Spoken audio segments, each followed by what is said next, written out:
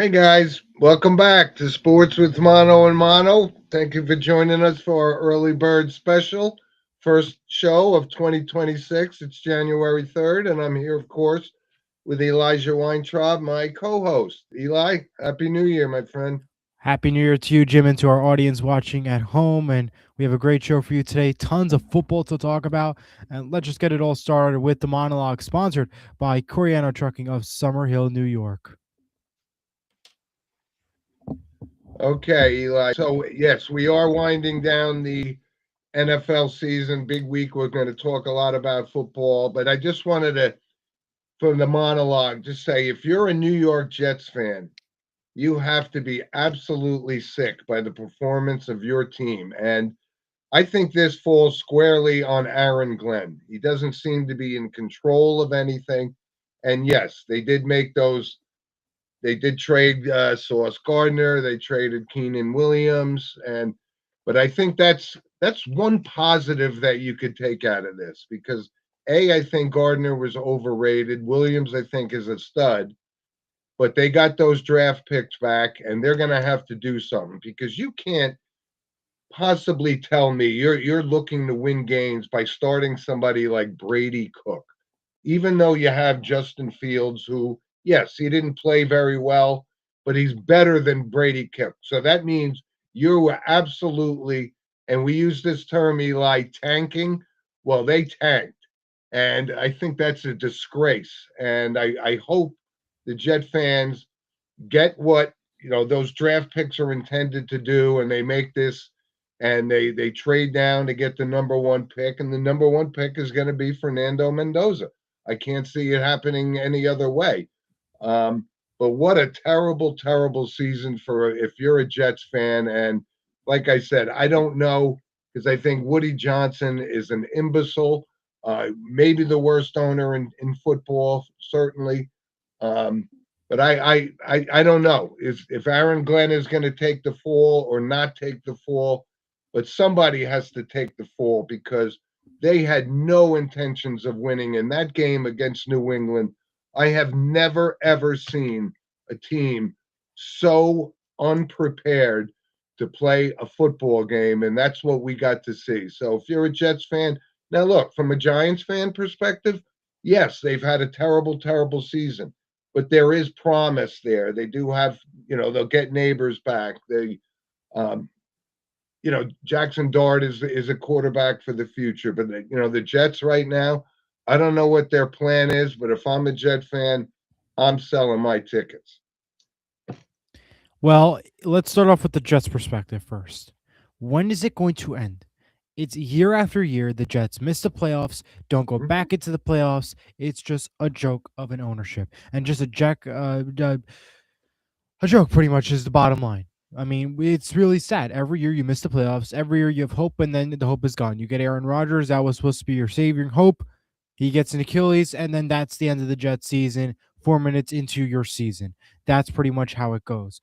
Yeah. The ownership has been the constant problem for this New York Jets organization. I mean, look from an outside of the football perspective. They were having a competition last week with the kicking contest, with a soccer coach, if I'm not mistaken. It was supposed to be. They originally denied her from kicking the contest because she was a soccer coach. They let her kick. She missed it, never won anything, and just made a joke for the Jets. But it's just a sad situation what's going on in the New York Jets. And if you look at the Jets' current draft order, right now they hold the number 3 draft pick. In this year's draft, the Giants hold number 2, and the Raiders hold number 1. They're likely not going to get the top draft picks, number 1, because that's likely going to go to the Raiders. Um, and even if that is the case, I hope Mendoza doesn't go down to New York because he has a big future, and I don't think the Jets is going to do anything for him. Yeah. And you look from the Giants' perspective, there is absolute promise for next year. They have a quarterback, they have neighbors back, they have pretty much everybody you can ask for on their team ready to go for next year. They're going to be strong. They're starting off fresh, and guess what? They currently hold the top to have a pick in the top 5 draft order this week, in this year's draft. Yeah, they may not need a quarterback, but they're going to get somebody good, Hmm. regardless. So that is definitely some promise to look at. And what they need is somebody maybe on the defensive side, because that's been a big struggle. And they'll likely get that with that top 5 draft pick, which is Well, very the good for the first Giants. order of business for the Giants is, I mean, yes, Kicker we have some talent around it, but we don't have a head coach, and we're not going to have a general manager after this weekend. So, and a kicker. We need a kicker too. I think the Giants. well, this kid he's came in, he's done good, but yeah, They but need I a kicker. think that Yeah, the Giants, the Raiders, yes, look at the draft order, they need a quarterback. So, unless they're willing to, you know, stockpile some draft picks and move down. I don't think they would. I think they want to take Mendoza. So that's unfortunate because, but the Giants have an opportunity. They could move down. The Jets want to move up, but there is no marquee quarterback. Outside of Mendoza. I don't know if no. Dante Moore is coming out from Mendoza is Oregon. pretty much the only star quarterback, and that's just the Yeah. bottom line. And Yep. I just hope that he doesn't go and become a New York Jets quarterback. And not to be rude, to all the Jets fans and everything, but it's just the Yeah. truth. I don't see that the Jets is going to help build him up to the NFL standards and have potential. I mean, I see more with the Raiders, and at least he'll play tougher opponents and get his name out there. Like he'll be playing the Kansas City Chiefs, the Denver Broncos, the Chargers, if he is with the Raiders, and if that is the number one pick. You know, Yep. there is hope for him with the Raiders. The Jets, I don't see much hope just because the management and organization doesn't want to do anything about it. Yeah, I hate to use the old cliche, but the New York Jets are where careers go to To die, end, pretty much. right? So, That's the all bottom line. right, We have a Eli, couple comments I want to get to. yep, Eric says, Happy New Year. I'm getting all my great sports picks in 2026 from Sports with Mono and Mono. Eric, good morning and Happy New Year to you. you too, Eric. Happy New Uh, Year, my friend. Thank you. Brandon says, Happy New Year to all. Monologue is once again on point. And William, good morning, fellas. Good morning, guys. Thank you all for tuning in. Happy New Year to you all. Yep. Good morning, everybody, and thanks for joining us for our early bird special. And Eli, let's start off with college football because we're Yes. down to the final four, and I will, full disclosure, have to take my medicine. I got texted from Brendan during the Miami game, and Ohio State just they didn't execute. And No. I don't know that Miami is that much of a better football team. Ohio State came around in the second half, but it was too little, too late.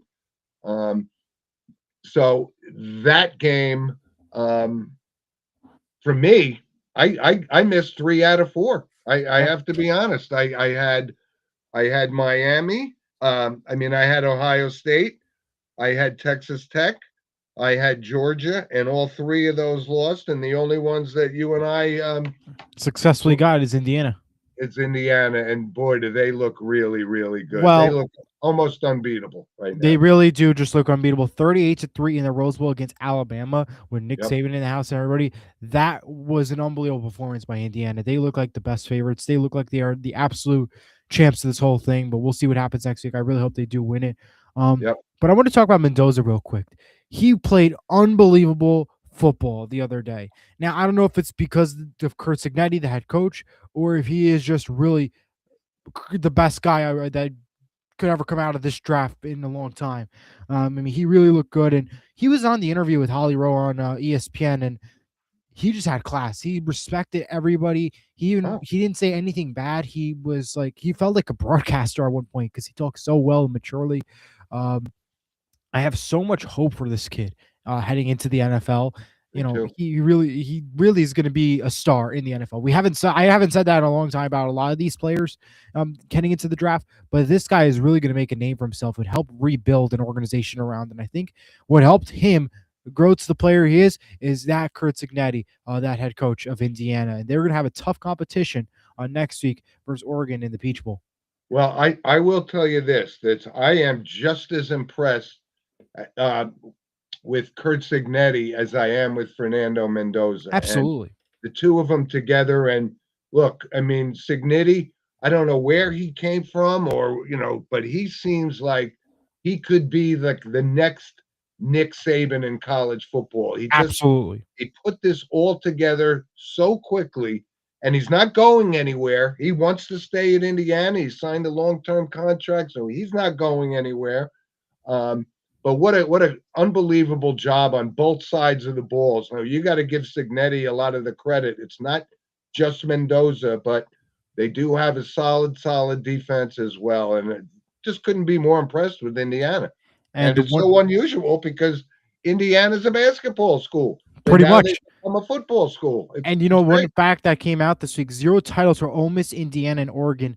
The last title won between these four was in 2001 with Miami. So it's pretty crazy to think about. Yeah. Uh, what we're seeing here is a pretty unique, situation, unique bracket. And hey, guess what? The Big Ten is rising in this. I mean, with Indiana, Oregon. I mean, it's just unbelievable. We don't not seeing these SEC teams that have been on the air constantly. This is pretty cool. One of the bigger games. Yeah, well, there's a couple other things at play, Eli, is really you look at Ole Miss and the job that they did against, they've been dealing with this whole Lane Kiffin mess, and yet, Trinidad Chambliss looks like a really solid quarterback as well, certainly on the collegiate level. Don't know how Absolutely. it translates to the NFL, but that was a big win against Kirby Smart and Georgia. And I have some personal things there because my niece attends Ole Miss, so that's good for me. And maybe I let my disdain for the University of Miami cloud my judgment against Ohio State. I still think Ohio State was a formidable team, but they couldn't get out of their way in the first half, and it came back to haunt Absolutely. them. And Miami, first time in 23 years that they're actually relevant, even though we had to watch this antics of Michael Irvin and Ray Lewis on the sidelines, and that's why I can't stand Miami. But you got to give credit to Ole Miss Yeah, too, absolutely really. do. What a big win for them against Georgia, 39-34. I mean, Oregon annihilated at Texas Tech 23-0. Miami, big win against Ohio State 24-14. Ohio pretty much wasn't in it at all. We are in for a very tough semifinals games. These both are tough games. We've been talking about it earlier in the show during our pre-show meeting. Um, and we were just saying that these are tough games, tough to pick. We know our favorites, we know who's the best, but it's going to be tough to pick. Indiana is on the roll for this game against Oregon, according to Mm-hmm. William. So he is going to be picking Indiana despite it being a tough game. Yep, that's no reach there. But I will say this too: the other game that I completely um, was just blown away by how poorly they Yeah. played was Texas Tech. I thought their defense was good enough to keep them in the game. They were Nope. never in the game. I don't know how they got this far. I completely misread that one, But can so we I'm just taking talk that about one on the how like chin. these people how these teams are seeded if we think about it though? Ohio State was the number 2 Yeah. seed. They only put up 14 points against a number 10 school, Miami. And then you look at Texas Tech, ranked number 4, and they lost and put up 0 points, 23 nothing the final. Are we doing what is going on with the Mhm. format? Are how are we choosing who gets these buys and not?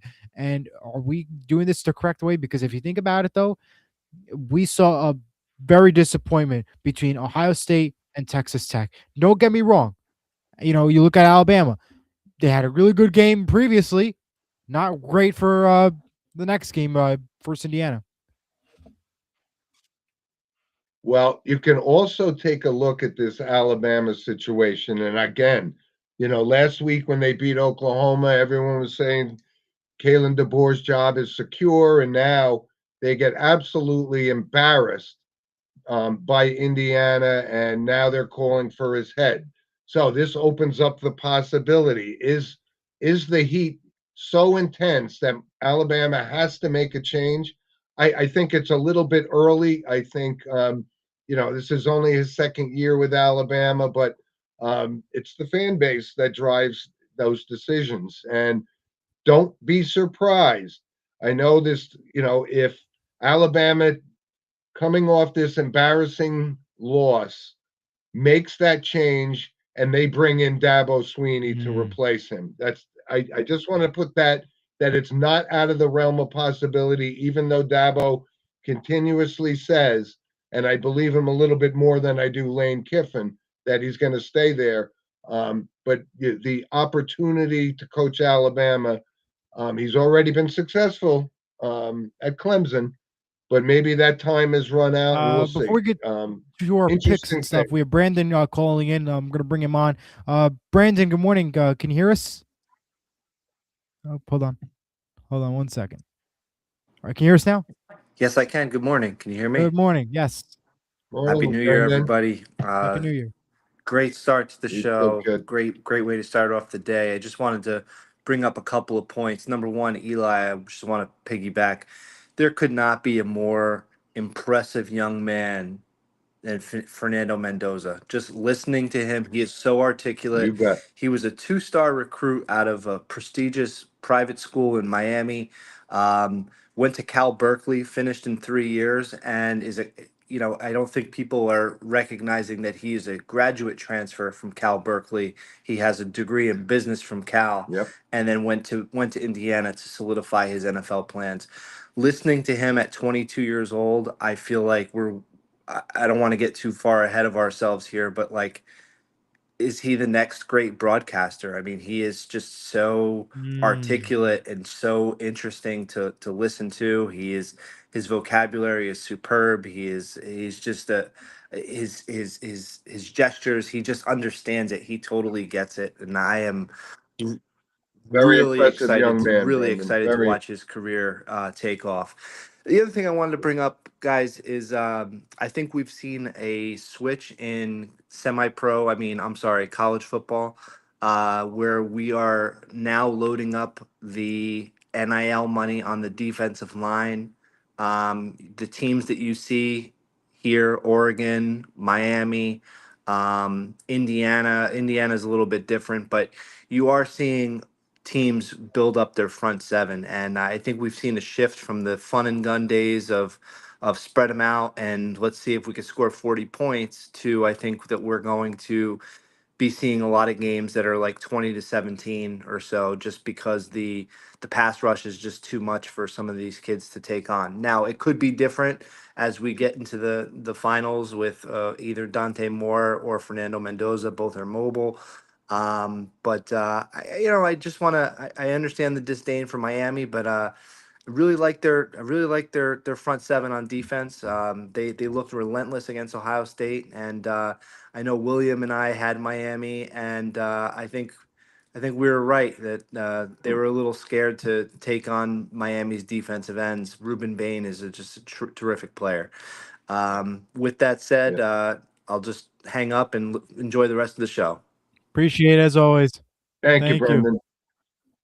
And listen, as impressive as Fernando Mendoza, and we all agree. I mean, he's just so articulate. He seems so level-headed, and he is a guy you're going to build a Absolutely. franchise around. So whether he ends up in Vegas or not, but you got to give this kid Trinidad Chambliss some credit because of all of the controversy with the Lane Kiffin and Ole Miss. Now, note that Trinidad Chambliss came from Ferris State, which is a notorious Division II powerhouse type school, and he won a Division II title with them too. So he's a really good kid, very athletic, and I think with all of the controversy surrounding it, he really against a Georgia football team was very impressive to me as Yeah. well. And let's go to our picks, and I have two other notes we'll go to.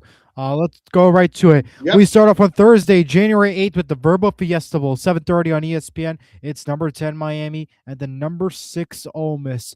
A very good game, and I'm going to go with Miami in this one. I really like their performance last week versus Ohio, and I think they have a lot of potential, so I'm going to go with Miami in this one.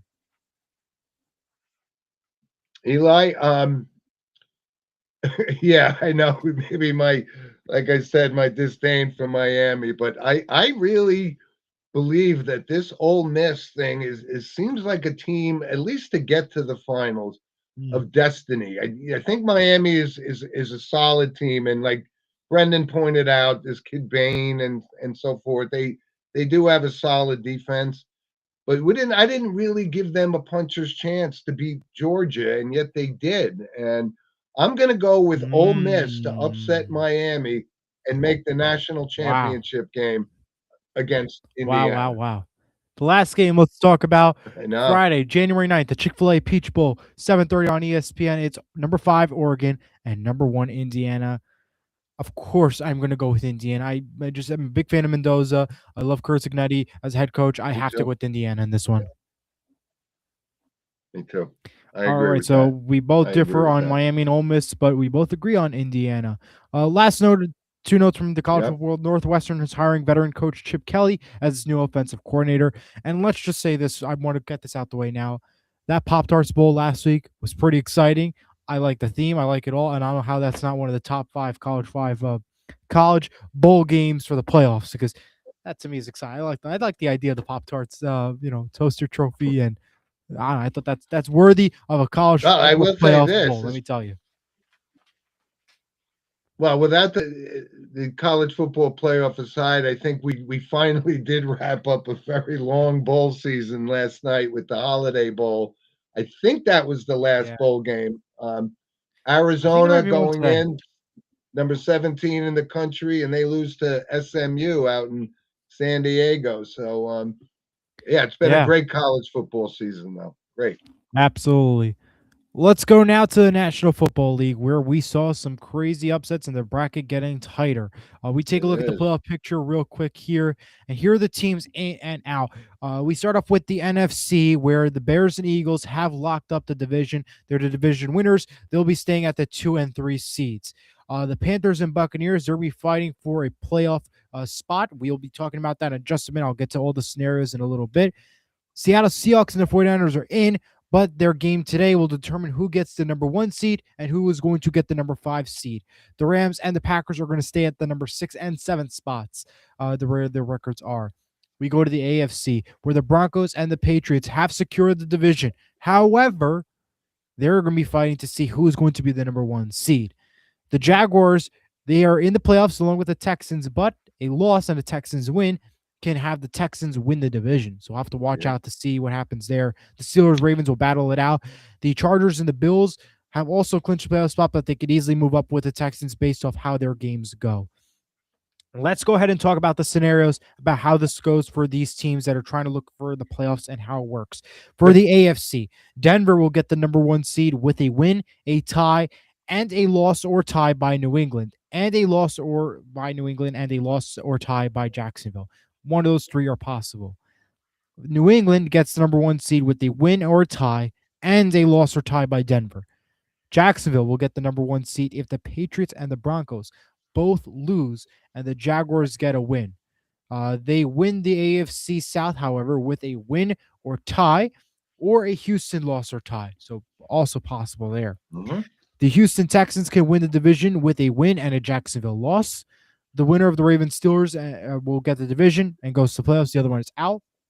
For the NFC, the winner of Seattle San Francisco gets the number 1 seed. The other one will get the 5 seed. Panthers and Bucks. Here's the interesting situation here. A Panthers winner tie automatically gets them to the playoffs. A Falcons loss, Panthers automatically go to the playoffs. Uh, it's just as simple as that. And that's just simple as that. Falcons win, Panthers go to the playoffs. I want to clarify that. The Yeah. Buccaneers, even if they win today, they still got to wait on tomorrow's game with Atlanta. That is Right. the sad part. They have to hope for a Falcons loss. That's just the Yeah. bottom line. The Panthers either need a win today or a Falcons win tomorrow. One or the other has to happen for the Panthers. But Mhm. very interesting playoff situation. What are your thoughts overall? Well, listen, I mean, we're talking about the couple scenarios, like you pointed out, Eli. Tampa, they have to win, and they have to wait for Atlanta. That's the scenario. Carolina, they win, they're in. Period.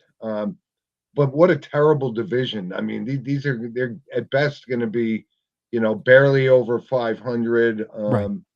So I mean, but then you look at and you'll go over the AFC thing in a minute. But the teams, you know, you and I talked about this before the show. Like the Rams look like the class of the NFC, and then they play a lousy game last week. I know. So the scenarios are wide open. But your Seattle Seahawks, if they pull off this win against San Francisco, they're going to get the number 1 seed in the NFC, and they look like a really formidable team. You're absolutely I right. told you, I'm not completely sold on the Chicago Bears. But we all are seem to be dismissing the Philadelphia Eagles. They do what they have to do. They are the defending champs. So the NFC is really wide open, The Eli. NFC is really tough, and that is the bottom line. Seattle 49ers, that's going to determine who is the best team in the NFC and who is also going to be maybe the first round exit. Because if you think about it, Seattle has to win this game. If they don't win today, I don't know if there's gonna be much hope for them in the playoffs because they'll get the 5 seed. They'll have to play the Panthers. Yes, they might, or the Buccaneers. Yes, they'll likely get that win. But still, what does that mean for the next round? Who do we play? Would it be the 49ers if it's the 1 seed or vice versa? You know, it is a tough. It has to be a big game today. Has to be a win for Seattle. If not, it's gonna be tough for them. Yep. And as you mentioned, it's wide open. I mean, I don't know if I'm sold on the Bears, but the Eagles, I think they'll be okay. But they do have a tough game versus the Rams, and the Rams look very tough too, despite their past couple losses and stuff. They look really Yep. good getting into the game. So we'll see Yep. what happens there. Packers, they're in there. They'll play the Bears. It's a division game. I don't know if the Packers, I'm completely sold on them. I think the Bears might get that win, but we'll see what happens when we get Yeah. to the playoffs. And if they are the 2 seed, because for all we know, they could easily swap a Philadelphia. And I did mention this like a week ago when I saw Jordan Love against Denver, and he didn't look like he had what it takes to get to that next level. And they're hanging around at 9-6, and I'm just not so sure that the Packers are going to go anywhere deep into the playoffs here. So. And we used to go to the AFC now, and pretty much it is super wide open because last week the Bills lost a pretty in a bad way. If you think about it, the Bills, the final score of that game was 13-12 to the Philadelphia Eagles. And we were talking about this earlier in the show. What was that 2-point conversion at the end of the game? I mean, Mendoza can do that no problem. If we saw that, he almost did a similar play in the playoffs with that touchdown in the Rose Bowl in college football world. But what was that throw by Josh Allen? This is kind of scary to think about. Are they really a playoff team? And don't get me wrong, they have to win this year if you think about it. They have to have a far run because there's no obstacle, no big obstacle stopping you. And if they can't win this year, I don't know what else to say. And I talked about it too. The sad part too is the Bills are the 7th seed right now. They're the 7th seed. They could easily be 5, 6, maybe even up more. But and we talked about it a little bit. Like I've been a believer in Buffalo. Like I said, we see that the path is a lot easier for them this year, but they're not. But they don't seem like they want to put the effort in. Yeah, I don't know. But if you look at the AFC though, it's wide open. I mean, you think about it because are the Broncos really the number 1 seed? Are they really worthy of that spot? I mean, what was a tough game that they you could say that they beat? Yeah, you could say the Chiefs, they won 24-12, but look at the schedule. I don't know. And then same thing with the Patriots, same thing. Are they really the number 2 seed? Who have they played that, when they head to the playoffs, they can be good? I don't know. I know, but you look at Denver and, I've constantly been picking against Denver week after week after week, and yet they still find a way to win. Is Bo Nix that elite quarterback? Not necessarily. But Sean Payton is a great coach. He's done a great job there. And yes, a lot of people are pretty much dismissing the New England Patriots because they didn't play this super, super tough schedule, but they win every week. And Drake May is a contender for most valuable player, and he's a young, dynamic type quarterback, and he's going to be the anchor for that team for many years to come. And I think they have more of a chance than people give them credit for. And I'm looking forward to seeing them. And I love the job that Mike Vrabel has done. And, a lot of people were tired of the Patriots because they won every year with Tom Brady for so long. But I like to see them back in the mix. I'm kind of excited to see that. We'll see what happens. And Brendan says, kudos for Buffalo for going for 2. The AFC is wide open. Get them to play with momentum. And you're absolutely right. I'm not dismissing that they should have went for 2. I think they should have. That was the right choice. It was a great choice. But what was that throw though? That's my question. He missed it. That's all. He missed it. It was not what you want to do in this game-winning situation. Yep, he missed it. That's all. Couple other notes in the NFL. Phil Rivers, Colts QB, is officially done, and he is retired for real this time. Riley Leonard will start this weekend for Indianapolis. Justin Herbert will not play this Sunday versus the Broncos. And the Dolphins have brought in Troy Aikman as a consultant to advise the organization on its GM search. I don't understand that move at all. I don't know. What does Troy Aikman have that I don't know. Whatever. All right, Eli. Let's go ahead and make our picks, but before we do that, we gotta look at that standings chart. And there's confetti already because Jim has a 36-21 record. I have 33-24. I've gained the game, so now we only separate by 3. But we are picking 6 games this week. That's right, 6 games. We're picking all 3 primetime games, the both ABC and ESPN games, and the NBC game, plus 3 afternoon bonus picks as we always do. So it's a big week for both of us. We'll see who we pick and what we go with. And do you want me to start or do you want to go first, Jim? It's up to you. Well, since you picked up a game last week, I'm going to give you the honor of going first. Oh, gee, thanks. All right. So let's go ahead and kick things off with today, 4:30 p.m. on ABC and ESPN. We have the Panthers and the Buccaneers. It's a division on the line. One's going to the playoffs. The other one ain't. And I'm going to go with the Panthers as this one, 26-23. I like the Panthers the past couple of games that they played, and I think they're going to finally get to the playoffs and this mini drought that they had for these past couple of years, and they could say something to the New York Jets potentially. Seattle, San Francisco, today at 8 o'clock on ABC and ESPN. Probably one of the best games of the weekend because this is obviously both these teams are very physical teams. They are both battling for the number 1 seed. They both deserve a playoff spot. I'm a Seattle Seahawks fan, but I am going to be picking the San Francisco 49ers 27-24. I just don't trust Seattle against San Francisco in this big game. And I unfortunately don't think that they're going to be getting the number 1 seed. And I think that's going to be going to San Francisco. Interesting. Saints Falcons, 1 o'clock on Fox. That's my bonus game. I'm going to go with the Saints in this one, 22-18. The Falcons are wishy-washy. 1 week they do good, 1 week they don't do good. I just think the Saints are going to win this one. The next game, the Cowboys-Giants, 1 o'clock on Fox. The Giants just want to mess up their draft order so bad that I have a feeling they're going to end up winning this game. That means absolutely nothing to them. So I'm going to go with the Giants in this one, 32-28. Okay. And wait, you took New Orleans or Atlanta, Eli? New Orleans, I took. Okay.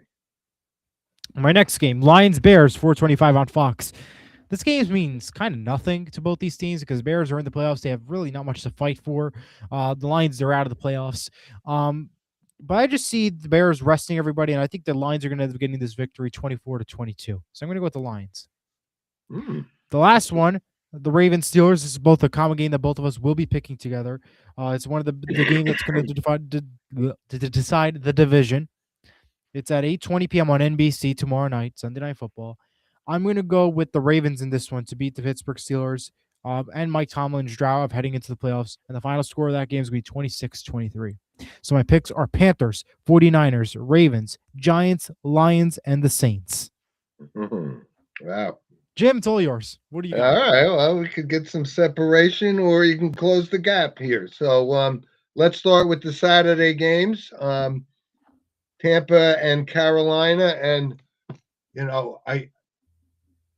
this is a tough pick here. And I think Baker Mayfield is banged up, but I think I'm going to go with Tampa Bay to win this game. I'm not a believer in Bryce Young at the NFL level like I was with him at a college level. I'm hoping Baker Mayfield just sucks it up and battles these injuries that have been plaguing him. But I think the scenario that they have to win to get in, and the Falcons have to lose. So I'm gonna take Tampa on that game. The other Saturday game, Seattle, San Francisco, and I know Brock Purdy's been playing great and San Francisco, but maybe I'm more of a believer in your Seattle Seahawks than you are. So I know it's a road game, but I'm gonna take Seattle to win that game against San Francisco. So we're going to have some sort of separation here. Regardless. Wow. Right? And then the Sunday night game is Baltimore-Pittsburgh. I agree. I think Pittsburgh is hanging on by the skin of their teeth here, and I'm not a believer in Aaron Rodgers anymore. And Baltimore still has a shot, right? They can get in the playoffs, Yes, right? that game decides who's going to the playoffs and who's not. Yeah, I'm going to take Baltimore on that. I agree with you there, Eli. So, and then so my regular picks for the week is Dallas at Giants, and um, listen, I don't know what's going on, in Dallas. They let Trayvon Diggs let him go. But if they're going to start Dak Prescott, I still think the dominance over the Giants is going to continue. So I'm going to take Dallas to beat Giants in the Okay. Meadowlands this week. And the other game, and you're right, it's kind of a garbage game, Indianapolis versus Houston. Yeah, the Philip Rivers experiment is over. That season has just completely fallen apart for Indianapolis. And by the way, they're going to pay the price for giving up those draft picks to the Jets. So I'm going to take Houston in that game. And then this one's an interesting game. It's Denver. The Chargers are at Denver. And again, this seems like the Bills, Denver seems like they have 20 home games a season. It's crazy. But um, I'm going to take the Chargers to pull the upset against Denver this week. Ooh. I know. Wow. Even And now without that Justin Herbert, too. I know. Who's the backup there? I don't know who the Ooh, I don't backup even is. know. Let Yeah. me Google that for you. I'm going to take them anyway. So there's going to be some separation, Eli. We're getting down I to the know. wire. It's crazy. Yeah. Trey Lance, it looks like. Oh, my goodness. Wow. That's a you pick. You locked it in. Sorry. I did. I'm good. I don't waver here. All right, we're good. All right. Well, we're gonna see some separation. Hopefully, I can win. The series between us. I'm really hoping for some good luck here. Um, as always, good luck as always, and we'll see what happens. We will. Let's go ahead and go to some random points. I think. All right, just a couple of quick things before we do that. College basketball is underway, so the reason we're doing our early show is I'm going to the St. John's Providence game in Madison Square Garden today. But right now, you look at the top four teams: Arizona, Michigan, Iowa State, very big surprise there, and UConn. Um, but out of those four teams right now, you got to say Michigan is the most impressive because Yeah. they even beat ranked teams by 30 points. So long season, but we're getting into conference play. So I just wanted to bring that up. And one other interesting thing, and it was a big topic, Eli, in college basketball, that this guy James Nagy, who was he's going to Baylor. He was from Spain, played international, but he was also the 31st draft pick in the NBA. Never really played in the NBA, and now so this is going to open up another complexity to the nil portal and so forth. When you're letting guys that get drafted in the NBA and then they don't work out in the NBA, that they can go back to, and then in this case, he's going to Baylor. So when guys like Calipari and all these other guys that are notorious for bending the rules are upset about this, I think there's a lot more to come with this. I don't think this is going to be an isolated incident, but it is a little strange to see that you take a guy that entered the NBA draft and now he's back at college. A lot of things to keep an eye on there. Yeah. And college football is heating up. It's in January. Yep. It's almost March Madness time. Crazy to think about.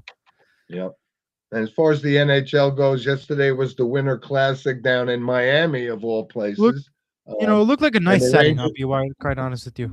yeah, it was. It was. They always do a good job on it. And the Yeah. Rangers, tough season for them, but they're 6-0 in outdoor games, so that's pretty impressive. And Yeah. they end up beating the Panthers. I love the throwback uniforms, though. That's what made it pretty cool.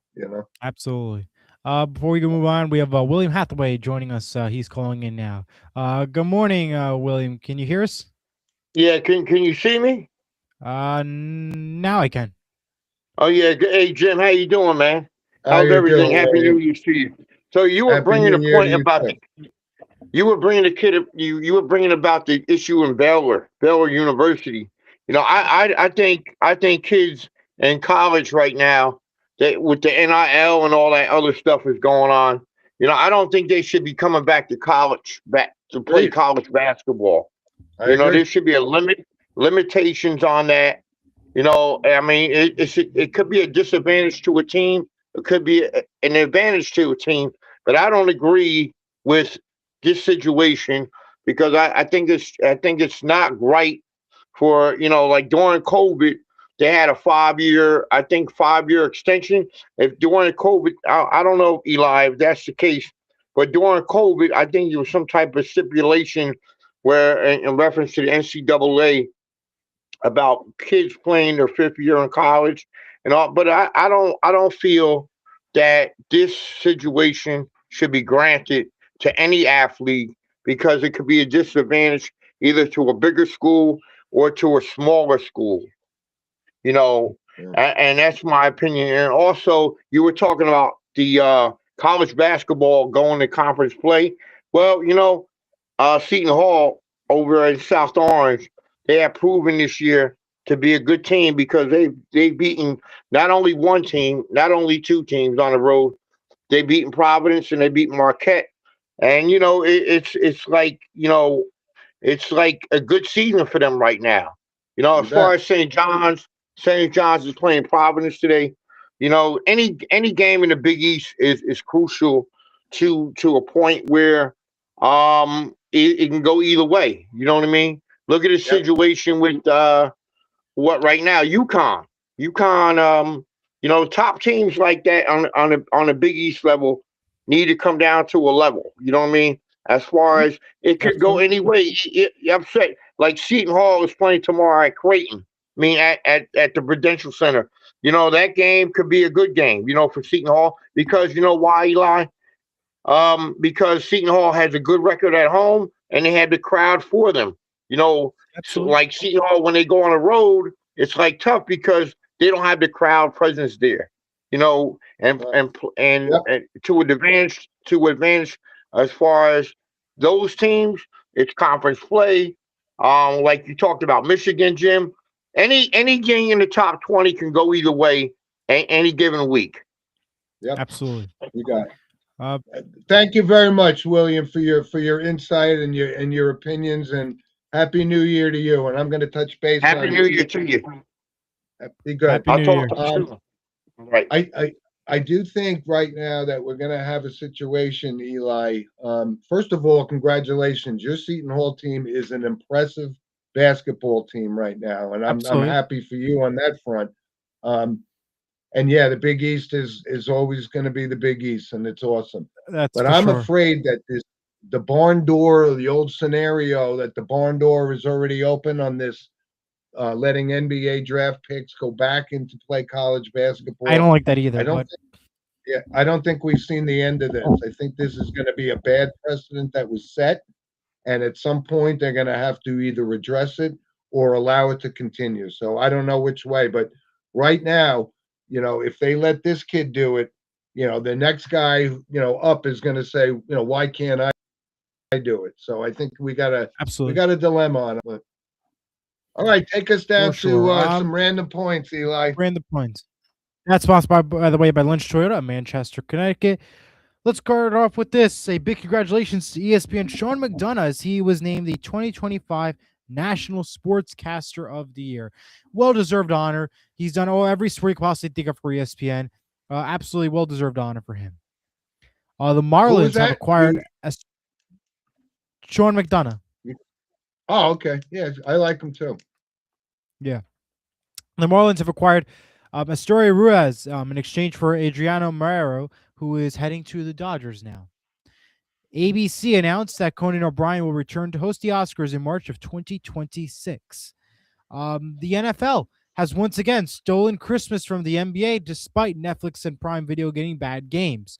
Netflix saw 19 million views in the early window, 27.5 million in the late window, and Prime saw 21.1 million views. The NBA and ABC averaged around 6 million views, with the highest game being Spurs Thunder.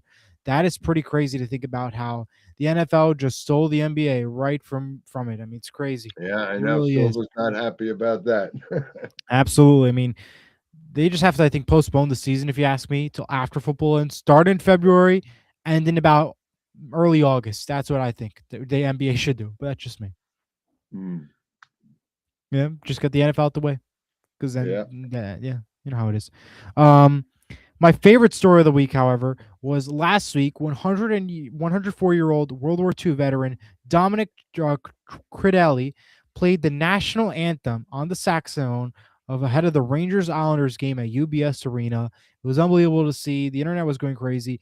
That's the stories I want to talk about in here, and I'm very happy that happened. And congrats to the Islanders on making that happen. You bet. That was really an awesome thing because we always talk about our World War II Absolutely. veterans and hold them in such high esteem, and rightfully so. That was unbelievable. It really was. I'm It glad you really brought that up. I'm glad you brought that up. That's all I got for now. So it's all you, Jim.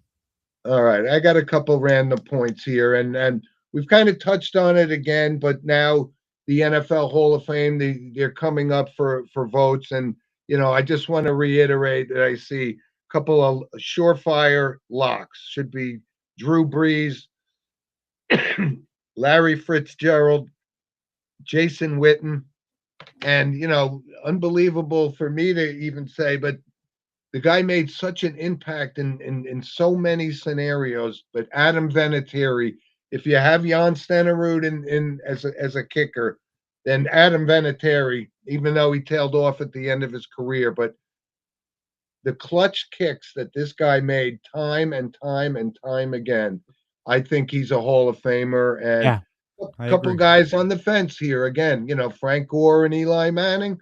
I say, I don't see them getting in right now. I mean, although they will put Eli Manning in there, I don't know if there's another pair of brothers that are in the NFL Hall of Fame, but we will have some down the road when TJ Watt and TJ Watt and his brother, will certainly be in the Hall of Fame. But anyway, here's an interesting thing. Finally, maybe the worst sports contract ever given in the history across all major sports, the Anthony Rendon signing by the California Angels or Anaheim Angels, whatever you want to call them. This guy played in a fraction of games when he got that big contract, and they had to buy him out with the remaining $38 million. And this guy didn't earn one single dime of that. So if you don't think that's the worst contract in sports, tell me which is, because it's going to be tough to top. Juan Soto. The U.S. Yeah. Well, Yeah. but the guy does play and he does produce. As absurd as the number is, Anthony Rendon didn't do anything. That's true, but can we talk about literally. the number wasted? 700 million. Let's start with that. $700 million to do nothing. No playoff ticket. Wasn't a big name. Not no Shohei Ohtani performance level. And to me, that's a big bust. Okay, but not as big as Rendon. For now, we still got time. I guess we could say. I guess. Eli, the USA Junior Hockey World Championships were yesterday, and the U.S. was two-time defending champs in that arena, but they lost in overtime to Sweden. But these are the future stars of the NFL. You got it. And yeah, Sterling and Sharp. Sterling Sharp. Perfect. Good call. I couldn't think of that, Brendan. Thank you very much. But that is true. But I think both will agree here that both Watts are going to the Hall of Fame when Absolutely. it's all said and I think done. that's no question. Yep. And how about this? It's kind of a, where does the time go? So from what we've seen, the early dominance of Tiger Woods, when he first came up and the dominance he did for the next 20 years, he's turning 50, which makes him eligible, should he choose to go that route, to play on the Champions Tour. But it's really hard to believe because I remember him being on this phenom on the Mike Douglas show when he was like just a kid, and now he just turned 50 years old. So where does the time go, Eli? Right? Don't know. Got it. That's it for me for random Alrighty, points. and William says high school basketball today at Newark Tech at St. Mary's Rutherford versus Seton Hall Prep today in Newark for the first annual Essex Fest. All right, well, good luck, St. Mary's. Okay, thank you, William. Let's go now to what's your recommendation? And the photo segment sponsored by Vital Selections. You can scan the QR code to learn more. So my Yeah. recommendation, So I'm going to go first. CBS Show Night returns on Wednesday with Hollywood Squares and The Price is Right at night. Who does not want to watch The Price is Right at night? That's on my list to do this week. I want to watch it. I know Jim's watching. He raised his hand. He's ready to go to watch The Price is Right at night. And the return of NBC's The Wall on Monday at 8 on NBC at 9 p.m. So exciting shows to watch. And hey, there's no college football, so I mean, you got to watch The Price is Right, right? Price is always right. Fair enough. All right, so I have a recommendation, and last week my recommendation was based on our show. One of our loyal listeners, Andrew, took that recommendation and watched Clear History, the Larry David movie. Yep. But this one it's a show that I grew up watching, the old Johnny Carson show. And you know, when you talk about the Conans and the Kimmels and the all that, Ballots, you know, it was Johnny Carson who was the first. And on Antenna TV at night at 11 p.m., if you're up, but the old Johnny Carson reruns are on, and it's timeless. It's so funny, and I can't get enough TV, of it. folks. Yeah, it's really good. It's great television. Absolutely. And I forgot one more note. I'm on the air for WSOU, the radio station, this Wednesday and Friday from 10 to 1 p.m. On 89.5 FM WSOU or on the iHeartRadio app or website. You can listen to me from 10 to 1. And if you have a song recommendation, chat along on the chats on the radio. But yeah, I'll be on 10 to 1 this Wednesday and Friday, WSOU.